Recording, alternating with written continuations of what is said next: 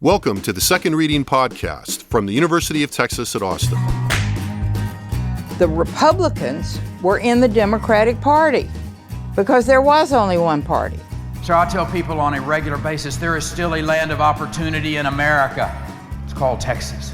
The problem is, these departures from the Constitution, they have become the norm. At what point must a female senator raise her hand or her voice to be recognized over the male colleagues in the room? And welcome back to the Second Reading Podcast. I'm Jim Henson, director of the Texas Politics Project at the University of Texas at Austin. Happy to be joined again today by Josh Blank, research director of the same Texas Politics Project. How are we this late August morning? Ambivalence. Not to be confused with a hot August night. Yeah, I don't know. That's a dad joke, if ever there was one. I love dad jokes. That literally your dad would get that joke, and that's Yeah. A couple of our listeners out there I know will get it, but that's about it. So today I thought we'd fold in a couple of overlapping subjects, but really, something of the moment, kind of return to the overarching theme that we keep coming back to in a lot of ways, and that is the state of democracy in the U.S. and in Texas. And this is kind of front and center as we record this on Wednesday morning. President Joe Biden scheduled to deliver a speech on Thursday that the White House has heavily advanced as addressing, quote unquote, the continued battle for the soul of the nation. Now, the symbolism here has been, and the language. I'm retching a little bit over here, guys. Don't worry. Have been pretty, it's been pretty focused and relentless, but it's worked. I mean, in the sense that, I think you have to call it much anticipated, but it's also, I think it's fair to say it's a little heavy-handed. They're delivering the speech from Independence Hall in Philadelphia in prime time. A little cringy, but, Well, it's interesting, cringy for us, but I'll be interested to see how it goes over. Sure. And, one of the reasons I really wanted to talk about this today, I mean, we've talked about this theme a lot, and I think for good reason. But one of those reasons is that this is one of a number of things that we've now seen in the last few years where, the substantive context of this speech as it's been communicated to us and the very apparent political context of this speech as we talk about the Biden team hammering the speech home sort of relentlessly, are on a continuum in a lot of ways. I mean, I think there's sometimes a tendency to kind of say, well, that wasn't substantive. That was just politics. Well, the politics and the substance here, perhaps because we're talking about the functioning of the political system, right, are closely intertwined, though there are obviously some politics of the moment. And it could be, again, the nature of the beast, because certainly developments that we've seen in national politics provide a rationale for this speech. I mean, 30 years ago, if you gave a speech about democracy, it would be in the U.S., it would be seen as kind of a symbolic speech or something that was, maybe not directly related. Well, the context in which people would receive it would be pretty different. Yeah, right? To what was going on at the moment. Yeah.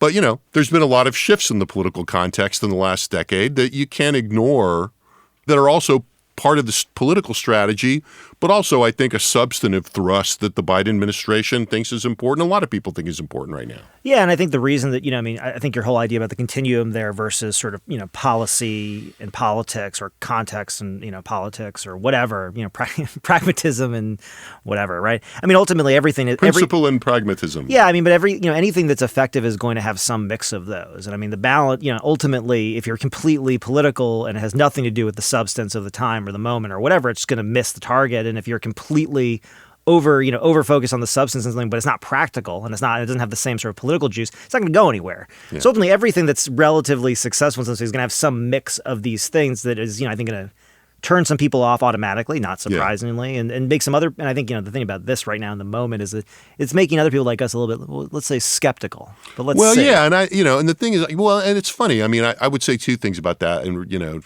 before we even get started. But I mean, we haven't started. I think one of the things that's interesting is that, you kind of said, that there's always this mixture. It's not going to work. On the other hand, we've just come out of a presidency where there were times when it felt like it was purely political. at times, right? Yeah, and I'm not sure that really worked. I mean, it depends on what you Right. want. I mean, Well, again, depending on what. And again, I'd like be all get all sciencey, but like, well, what's your outcome measure? Right. It worked how? But anyway, yes. Well, I would say outcome, electoral success. We 1 for 2. Yeah, well, there you go. Okay. Yeah.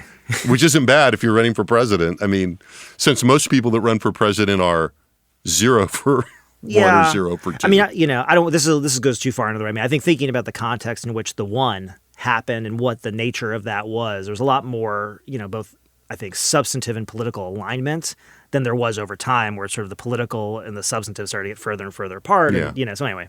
I think we're drowning in abstraction here. Yeah, let's stop but drowning in abstraction. That's good.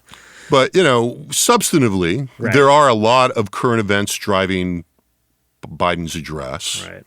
On that spectrum from, kind of principle and politics, so let's start from one end. I mean, certainly the, issues of the design and the principles underlying American democracy that have been raised by the current conflict between Trump and the federal government over the presidential and national security documents that we now know without a doubt were at Mar-a-Lago. And I think the extent that one is trying to, it's gotten hard for anybody to deny that. And I think as we're recording this Wednesday morning and the filing late last night, Justice Department went as far, and this is an interesting combination of the pragmatic and the and the legal, released a photo of, some of the cover sheets that said top secret, confidential, et cetera. So they were there. But this conflict between Trump and the federal government, has really raised a lot of fundamental issues of principle and how institutions should function in the system. I mean, I think you'd be pretty hard-pressed to deny that Donald Trump has a view of presidential power that is almost without limits. I mean, he certainly seemed to feel that way when he was in office. All of the accounts suggest that certainly, especially early in his presidency, but really even towards the end, anytime he ran into some impediment to exercising presidential power, he thought it was unreasonable and, at some points didn't seem to even understand why that would even be the case. And again, if you sort of into the point of, sort of taking this as fact or whatever, the reason we know this is because the people in the administration have leaked these conversations where they're trying to explain to, Trump at the time why he could not do this or why this would be extra constitutional or, again. Right. So this is pretty much out there. And so now we're seeing, we're seeing some degree of evidence of an extension of this thinking even when he's out of office. Right. Now, Donald Trump is nothing if not an example of a very personalistic conception of political power and institutional authority, to understate the case. So it's not especially surprising, but it's still fairly unprecedented in terms of his presumption of power, and at a moment when very clearly he is, the front runner in the Republican field as of this moment to run again. It also raises these these issues of the orderly succession in the presidency, which has now been sort of disrupted by the last succession. I think we can just say has been disrupted. Yeah. And issues of the rule of law. They're not the same, but they are related. And look, to be fair, there are real issues about the legal prosecution of a former president. Particularly one who is still considered a political contender, as we've said. I think, to be fair, on the other side, it's been noted recently that, it's become relatively common in other democracies, including, more populist democracies within kind of North Atlantic alliance, if you will, for legal investigations of former chief executives or heads of state to take place, and occasionally for people to be found guilty and suffer penalties. Right. But it's not common in the United States. Right. And this does make this investigation and the prosecution tricky, not only in political terms, which is pretty obvious and as we're seeing, but also in institutional terms. And we're seeing that in the way that this process is unfolded. I mean, no matter how much there's a lack of evidence, that how much the evidence at hand begins to grow that it's justified, the lack of precedent does make it kind of a boundary testing development in this moment. Yeah, I think, on its face, in the moment, this notion of, a former president in the U.S. has never been treated this way, has never been investigated this way, has never been prosecuted. But when you link the 2 points you make about sort of Trump's view of power and sort of both in office, but then, now really, especially outside of office, where the most charitable kind of interpretation we can take, I think that one could take about his holding of these, very classified government documents at his house is that he felt that he was entitled to them as a former president. Right. Which that's really the best we can do. But then the problem with, again, what came out last night is that if you kind of go through the legalese of it all, is like, and he also hid them when asked. Right. It's very hard to defend, but this is the whole thing we say, well, it's unprecedented to prosecute a former president. We say, yeah, but like, honestly, it's unprecedented for a president who lost an election to, whip up a crowd and sort of send them to the Capitol. It's also unprecedented for a former president to take a bunch of, classified documents to his house. So like, we're in a time that's unprecedented. I mean, I think some people point out rightly, and people say, oh, we'll get to this, but the country will be torn apart if we go through on this. And I think what some people point out is that because we're in a state of normalcy right now. Right. So that's to layer some of those things together in the context. Yeah, the train's a little bit left the station on that, or is at least pulling out. Certainly. So another aspect, so there's that whole cluster of things that are, again, concrete institutional questions, but with very powerful political overtones in the moment. So another thing that's, at play here then that this obviously sort of touches into is we've sort of backed into this a little in talking about January 6th, but the ongoing conflicts over popular views of how how well the election process is working, how it should work. And we talked about this in some detail a few weeks ago, but, obviously we've got candidates who are running for office based on a promise to manage the system in a partisan way. And we talked about that quite a bit a couple weeks ago. We've got increasing evidence of intimidation of state and especially local election officials. Recent examples in Texas and Gillespie County. Gillespie County outside of Austin, for those of you who don't know the Texas geography or live in another part of the state, where county seats Fredericksburg, known mostly as kind of a tourist destination, but currently without any election administration personnel after all three people that staffed that operation in the county, and it's not a highly populous county even though it's growing, they all resigned in the face of harassment, efforts to intimidate. Now, that story is a fascinating rabbit hole. For the latest, there's a really good Texas Tribune story from earlier, or maybe over the weekend, by Natalia Contreras and the Vote Beat folks, including Jessica Huseman, which introduced this weird angle of the convergence of the very public kind of election integrity, true the vote folks on the far right who are making this concerted effort to take over election apparatus and change this function of elections in a lot of ways, but also, the oldie but goodie anti-fluoride movement. Yeah. And just to bring this back to sort of Biden's response in the moment, you mentioned sort of the candidates who are running for office based on this promise basically to manage this in a partisan way. And the reality is where we've been focusing on that the most has been in the states that were the most contested in the last election cycle. But here's the thing I would point out, an election cycle in which Biden won most of those states. And so ultimately, to some degree, to my mind, there is an advantage to be played to sort of going on the offense on an issue that was, in some ways, kind of already decided in some of these states, right? Well, and that's one, and the flip side of that is, it's a strange thing in Texas. I mean, we went into this in the podcast, but just to flag again, historically speaking, you'd be hard pressed to find too many other places in the state. There are a few, but it's Gillespie County and that Hill Country area is certainly one of the areas that have been most reliably Republican, not just during the recent Republican ascendance, but in the history of the state. Yeah. I mean, there were Republicans in Gillespie County when there weren't Republicans hardly anywhere else. I mean, there's some stuff in that article. We'll come back to this a little bit later, but there's some stuff in that article that I think is really, very troubling in thinking about the way that elections are going to be conducted in Texas going forward. And there's a couple of nuggets in there we'll come back to. Right. So another piece of this then that is, part of this institutional political context is the uptick in political violence that we've seen in the country and maybe just as important as what we've already seen, and obviously January 6th is very important. But, to my mind, it's just as important, if not more so, that there's a growing expectation of violence and out in the electorate and in the population and the citizenry, and the views that political violence is justified. Yeah, or at least, I mean, and we've seen lots of examples of this. Now, some of it is, the Lindsey Graham warning last week that there would be riots on Fox News, I think, about that there would be quote unquote riots in the streets if Trump is prosecuted.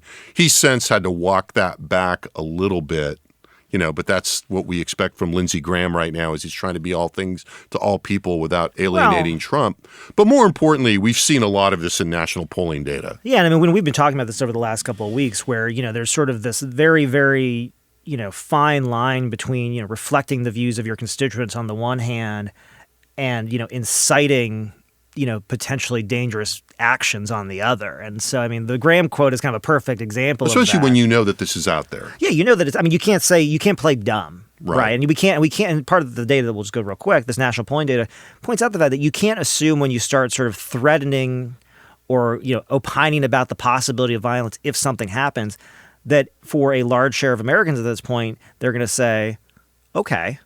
Because what we found is, we look around. So nationally, March 2021, CNN poll conducted found that 71% of adults nationally said that there would be political violence in response to an election result in the next few years. 1 in 3 said that it was very likely that this would happen. Right. As for May-June 2022, Life in America survey by UC Davis found 67% of people perceived a serious threat to democracy. This must be in California. This is in California. No, this is everywhere. 48% expressed some agreement with the statement: if elected leaders will not protect American democracy, the people must do it themselves, even if it requires taking violent actions. I don't think that's a great survey question, by the way, nor do I like the response options. But just to make the point, I mean, but if you're looking to see whether there's appetite out there or acceptance of this kind of view of things, it's out there, right? Yeah. In the same poll, respondents were nearly evenly split on whether they agreed or disagreed that there will be a civil war in the U.S. in the next few years. Statewide polling, whether a Democratic state or Republican state, in January 2022, 40% of California adults said they expected an increase in political violence in the U.S. While in June 22 polling here in Texas, we found 64% of Texas voters said the same. So ultimately, there are a lot of people out there who perceive an environment that, that is inviting more political violence. Yeah, and I think if you step back and kind of look at that, just all those examples, I mean, when you use that CNN poll for March 2021, I mean, one might say, okay, well, yeah, that was within a couple of months of January 6th. But we were getting that result more than a year after that in June of 2022. Mm-hmm. And there are just multiple factors that are keeping this in the public eye. And it's, it's kind of taken on, a life of its own now as a discussion point out there.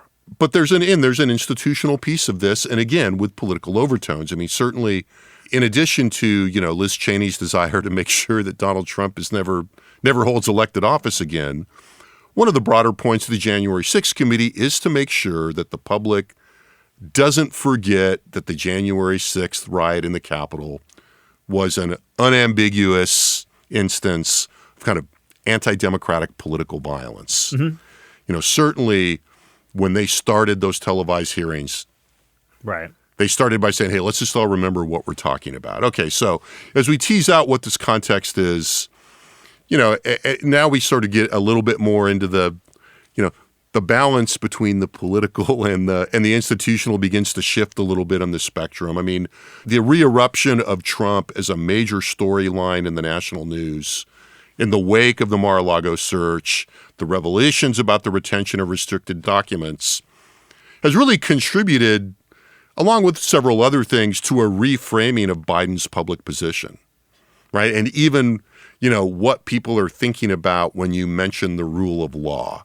And certainly the Biden team is seeing that happening and sees that as an opportunity. Yeah, absolutely. I mean, I think what you're seeing is a couple of things. One, after a number of years in which sort of the discussion around the rule of law was really centered around the police response to, Black Lives Matters protests, and then sort of the response to the responses. Right. Yeah, the defund the police movement, all that. That really benefited Republicans, especially in 2020. All of a sudden, this sort of situation where, and we talked about this a few weeks ago, but the idea that, the FBI executes a search warrant on Mar-a-Lago, which honestly, as we said at the time, got to be a pretty high bar for this to happen. And to have basically almost every Republican almost basically immediately defend the president, just notably everyone who's running for president in 2020 immediately on the Republican side defending Trump, it starts to raise this question. It's like, well, okay, but like we're talking about defunding the FBI. We're talking about, shooting, and attacking FBI offices. Right. We're talking about attacking the IRS. We're talking, about the fact that, yes, Trump had national security secrets at his resort, but, why should he be prosecuted over, a clerical error? this idea of like, well, wait, who's for the rule of law? It becomes muddied. And I mean, Right. I'm not saying that all of a sudden this becomes some issue that the Democrats own, but just as I think Republicans have made a lot of gains on the education issue by muddying the waters around what we talk about when we talk about education. We're talking about like paying teachers, test quality, high standards to like, essentially grooming children to become, sexual targets.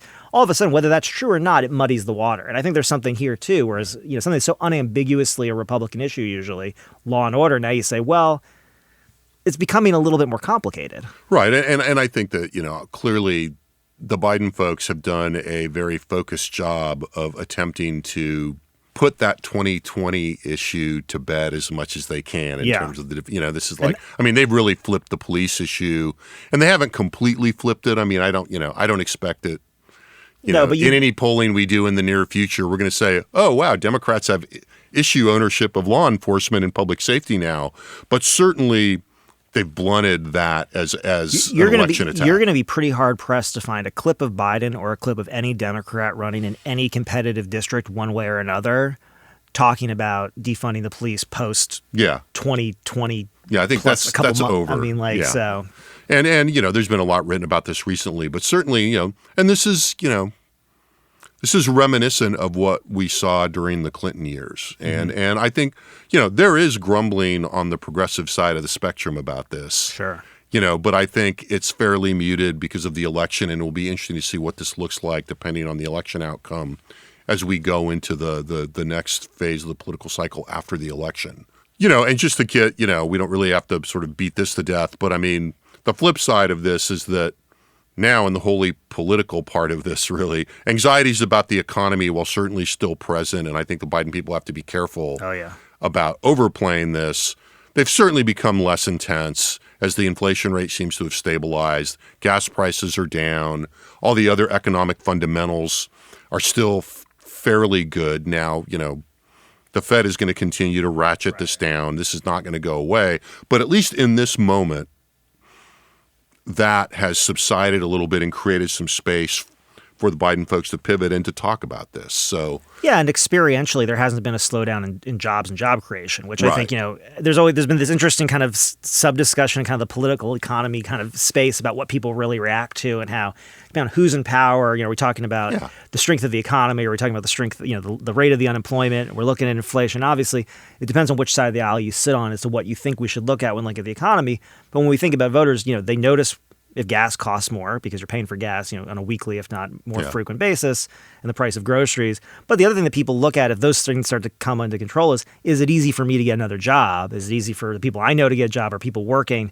And as long as unemployment stays down and as long as, the Fed doesn't really blow up the economy, it's not likely that this is going to remain the same, at least in the same prime position as it was as an issue at the end of the spring, at the end of the fall, if things keep going this way. Well, we've discussed here before. I mean, inflation was such a new thing to so many people, right, that, it wasn't surprising that it got the kind of, but that has now cooled a little bit. It's interesting you sound to say as a pollster, I mean, and, just to say, being that I'm younger than you by a bit, most of my polling when we when we see upticks in interest in the economy or concern about the economy, it's almost always, at least in sort of my span, been about jobs. It's been about, whether or not there's jobs and what the unemployment rate really is, if not politics or some combination. Whereas this is the first time where it's like, well, when people say the economy, what are they talking about? It's like they may have a job, but that's not the issue, right? It changes sort of the way we look at these things a little bit. So as we, arrive then towards the more, wholly political part of the spectrum, what is, out there both in the general press and what we're hearing from the inside is that Democratic fortunes in this election cycle writ large are just not looking as grim as they did at the outset of the cycle, let alone, a year, even longer ago. More importantly, maybe in some ways in the short term or even at the beginning of the summer. Yeah. So, the Democrats seem on a path to, have a decent chance of holding on to the Senate. While Republicans still seem to, odds on likely to take the majority in the House, it's not as of now looking like the total blowout that it was looking like, even 6-8 weeks ago. There are signs that those who said the Dobbs decision would be in political terms good for Democrats' election prospects seems to be the case. It's helped with mobilization, shifted the agenda focus. We're getting these kind of impressionistic but still somewhat data-based accounts of increases in new voter registration by women. In states where you can look at partisanship, it seems to be looking very much as we would expect these various sort of test to cases. a Democratic advantage, et cetera. And, together, Democrats are just showing, more mojo, more of an ability and, to go on the offensive where they can. And Biden is, clearly, somebody been around the block, taking advantage of this.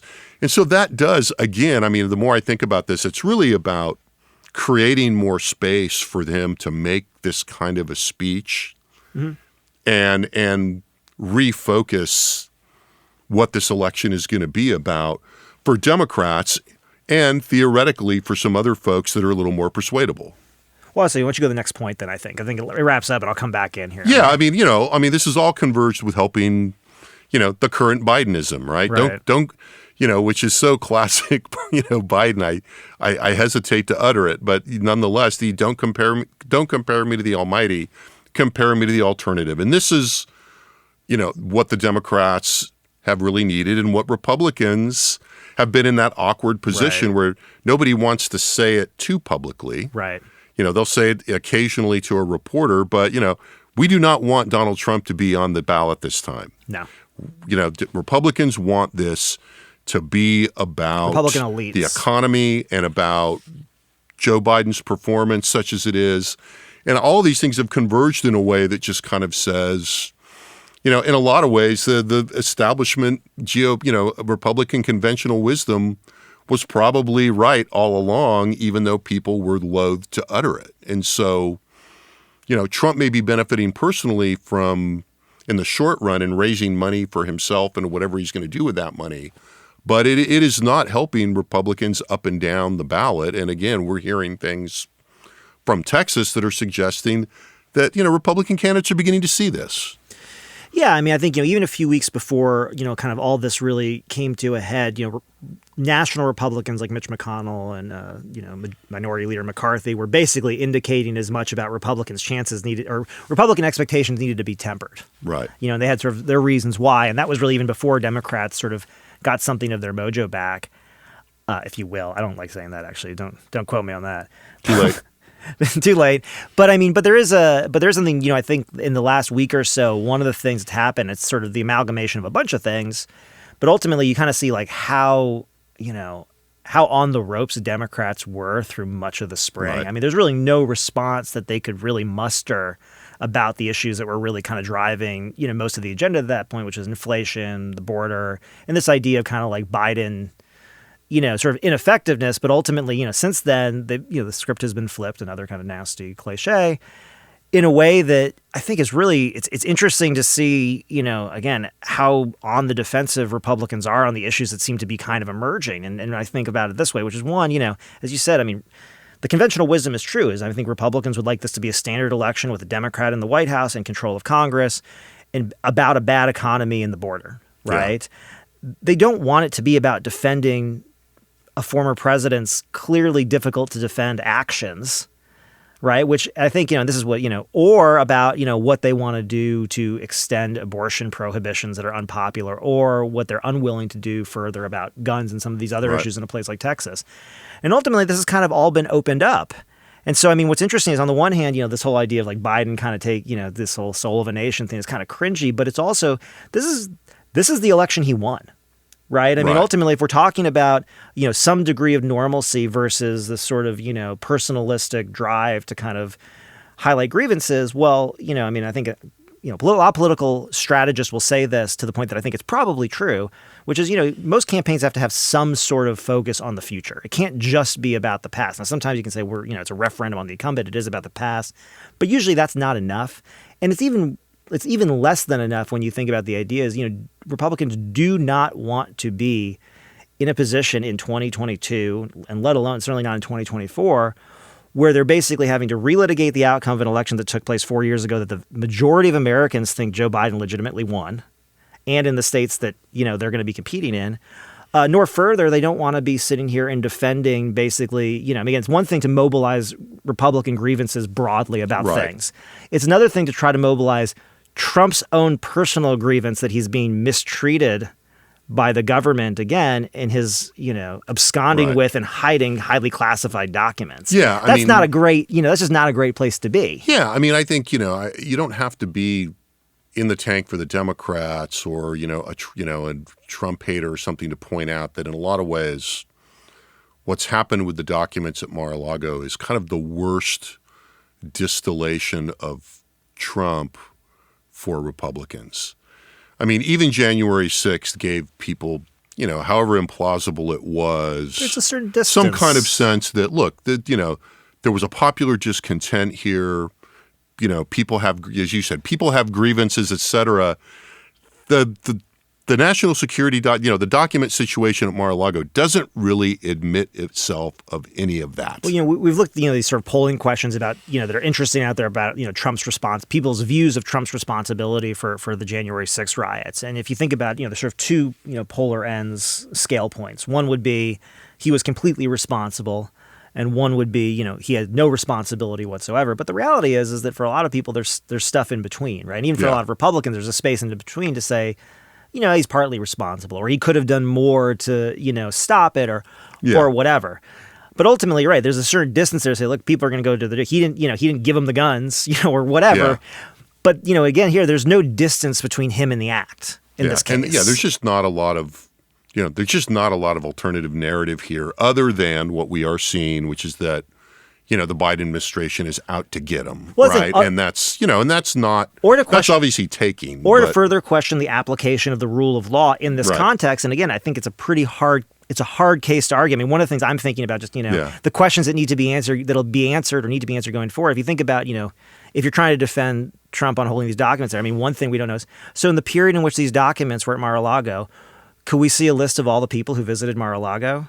Right. Because really, that's going to happen. And it's not going to take many bad, names or potential, national security threats or potential agents or foreign, whatever, to create a bad situation. Right. I mean, Well, and I was saying out here when this first broke, I mean, the other shoe that hasn't dropped is that eventually we're going to wind up seeing some of that video yeah.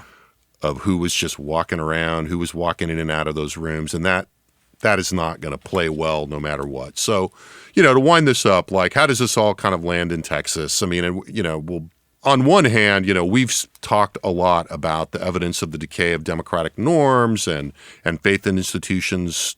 That's clearly evident here. We've seen it in our polling that we've talked about a lot. We talked about Gillespie County earlier, and the Gillespie County thing is really just one instance of something that is still kind of bubbling along in Texas politics. I mean, we've talked a lot about elite signaling, its reciprocal effect on public opinion. That is, public doesn't know much about a situation. They look to elites for guidance. Elites provide guidance. It feeds public opinion.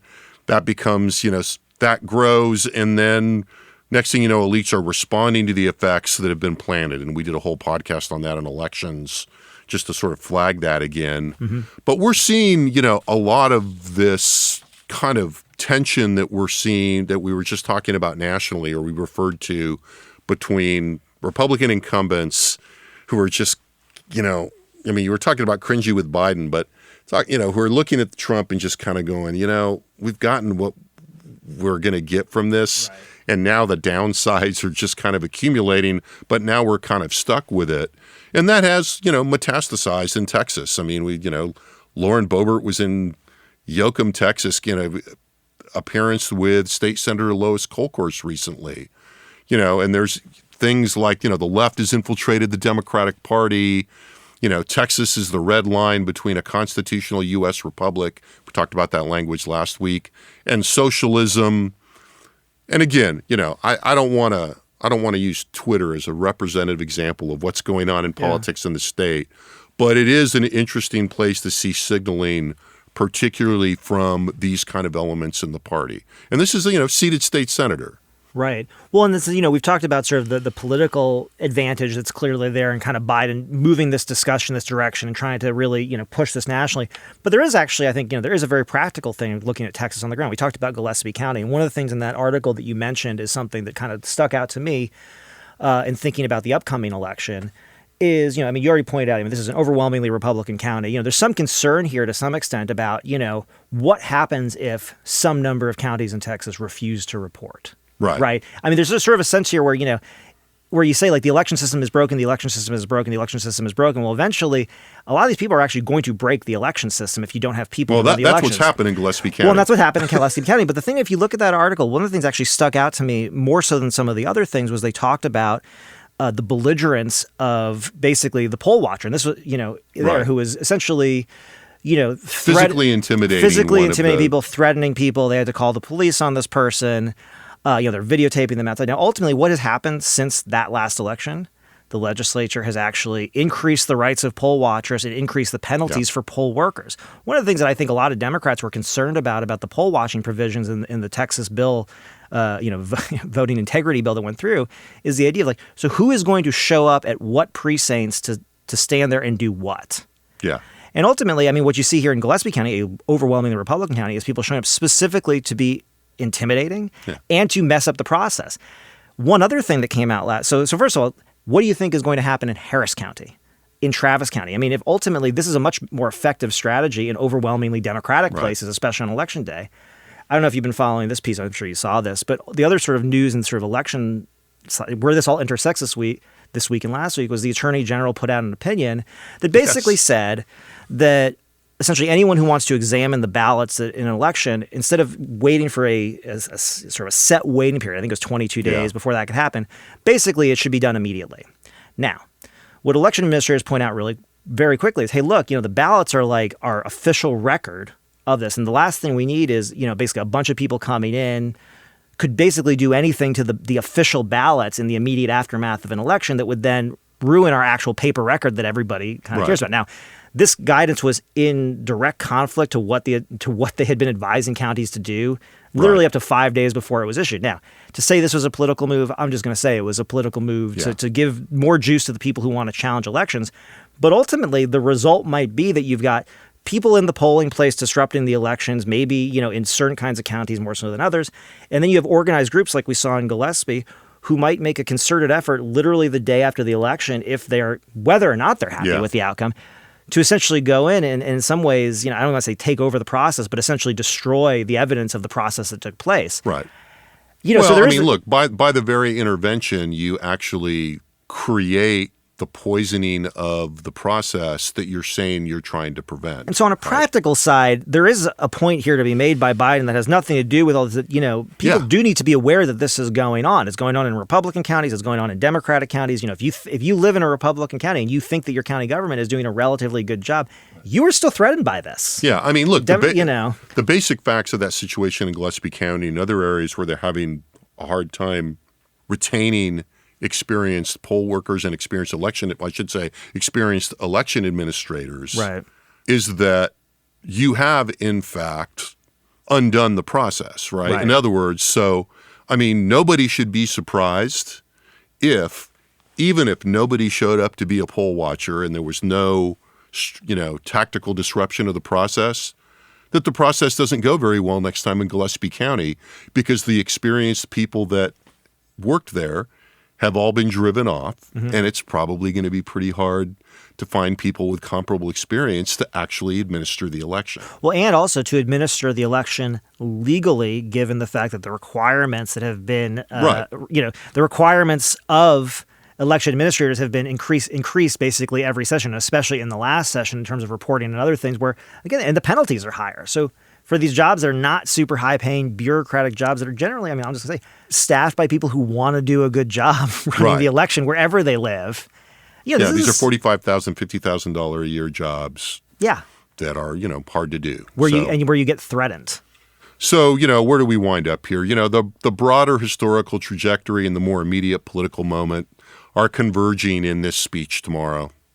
Be interesting to see what he's going to say, and I think more substantively in Biden's engagement of it. Yeah.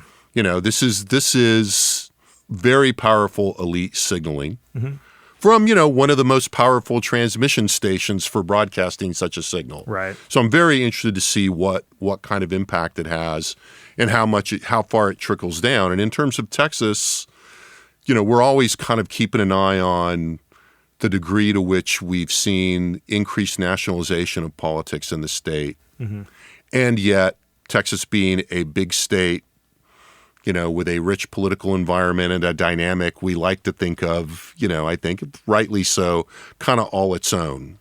Yeah. So, my suspicion is that the Biden speech will not have a fundamental, impact on attitudes here, especially among those who've already incorporated, the last decade and a half of messaging encouraging skepticism of the system and skepticism of, any national signaling that's coming through. There's already been almost kind of inoculation against that. Nonetheless, when a president gives a speech on this, it's bound to affect a lot of coverage. It's bound to get a lot of, the signal's powerful. Yeah, well, and if nothing else, what I always like to think about is, I think about this in all communications in some ways, like, how do you expect the other person to respond to that? Yeah. And I think that's useful just as like a social thing, but also you think about it this way, say, okay, so Biden's going to do this, it seems to me there's sort of three responses Republicans could choose, more or less broadly, right? They could agree with him. Let's just set that aside. They could ignore it, which I think it makes a lot of sense, keep talking about the economy or border. Or they can push back against it. But ultimately, I think they can resist it internally. Yeah, right. Right. And the idea here would be like, okay, and I'm talking more about the elite response in some ways. Okay. I'm talking about the elite response more so. But even at the personal individualistic level, I think generally speaking, endorsement of democracy, fundamentals of it, still pretty high. Yeah. Still pretty widespread. The issue, I think, in a lot of cases, again, there's this elite, discussion going on here where it sort of would say, well, are we still really fully invested in in this idea of democracy versus a republic? But that is a very high level discussion going on, I think, in some corners of the party. But I think when you're talking about the vast, vast majority of voters, the idea of one person, one vote, do you agree, disagree? Agree. The idea that the winner should accept the outcome, you're going to find overwhelming agreement with these things. So, there's a lot of things to play on here. I think what I'm going to be watching for with the Biden address is, he's also been criticized a little bit for going a little too far in some of his rhetoric. So, on the one hand, he's trying to energize Democrats. Right. But on the other hand, he's got to be a little bit careful not to just go a little too far in terms of... Well, that's what I was going to say. I think a lot is going to depend on how he does it and how much part of it is the language, just how far he goes with it. We were talking before the podcast. And they've been sending up some trial balloons. Yep. His sort of, semi-fascist comment, last weekend about, and this adoption of the, breaking out the group that he's calling the MAGA Republicans. And I think that's going to be a real, does he deploy that rhetoric in the speech or does he try to, my suspicion is he's going to walk right up to it. Yeah. But not quite go there, but we'll see. We'll see. So that speech is Thursday night, depending on when you listen to this. I think it'll, if you want to see it, it's going to be pretty easy to see. A primetime address from Independence Hall in Philadelphia. And again, in terms of the political context of this, Pennsylvania, battleground state, a couple of very hot races in Pennsylvania right now. So keep an eye out for that. So thanks to Josh. Thanks to our excellent production team in the audio studio in the Liberal Arts Development Studio at UT Austin and for treating us to use of their new gear, their new old gear. Thank you for listening. Remember, you can find much of the data we referenced today, at least the Texas data, and much more at the Texas Politics Project website. That's texaspolitics.utexas.edu. So thanks again for listening, and we will be back soon with another Second Reading podcast. The Second Reading podcast is a production of the Texas Politics Project at the University of Texas at Austin.